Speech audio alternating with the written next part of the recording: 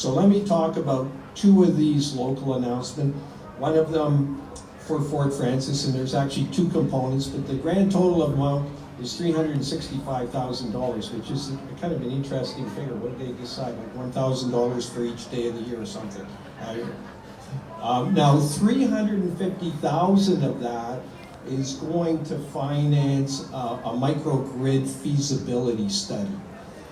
And I've kind of been involved somewhat with this over the last number of years, and I know I talked to June Call about this, your predecessor, Andrew, as the, and I'm sure you all know, as the previous mayor, and the people from the Fort Frances Power Corporation.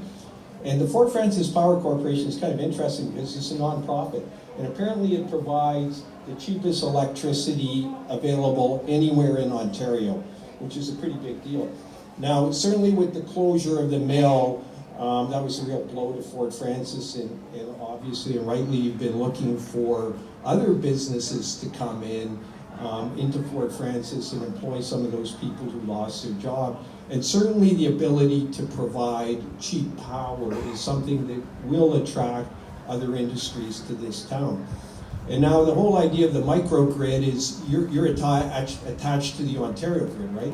So apparently, I haven't been here for one, but apparently the power goes down from time to time when that grid is broken and you no longer have electricity in Fort Frances. So the microgrid allows the town of Fort Frances to get their own sources of electricity, whether it's from where the mill site was or whether it's from a solar power farm. And so if you're cut off from the grid, you have your own local sources of electricity. And that too is attractive to industries where having downtime and not having electricity is a big deal.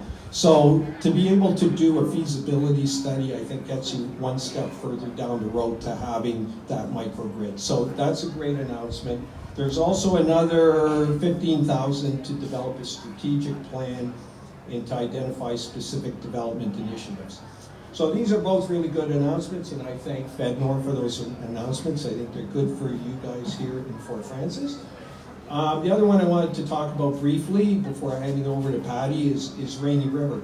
So Rainy River has had an economic development officer for the past number of years.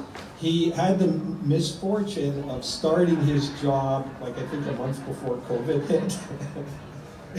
And I think he was trying to get his family over at the same time, but there was all these travel restrictions and things.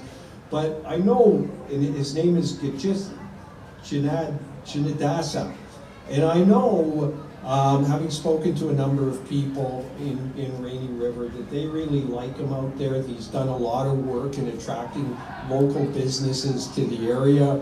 He's also was involved, I think, in looking at improving immigration to the area. So, and I was asked, this was a few years ago, can you help us get funding for him so he continues to be here for a number of years, because we think he's done a great job. So this announcement is that the FedNor will provide $216,000 to help finance his stay and to pay his salary for the next 3 years. So that too is a great announcement.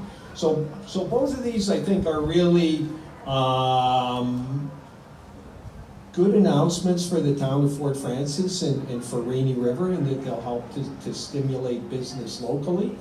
And that's certainly what FedNor is trying to do. So with that, I will hand it over to